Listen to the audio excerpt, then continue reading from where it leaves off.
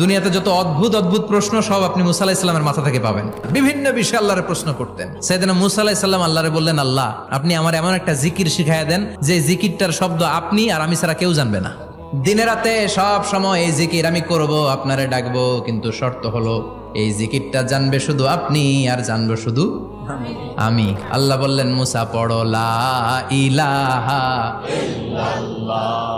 মুসা আলাইহিস সালাম কয়, মাবুদ এটা তো জাতীয় জিকির, সবাই জানে। আমি তো চাইছি এক্সেলেন্ট একটা জিকির, কারো কাছে নাই, শুধু আমি জানবো আর আমি পড়বো।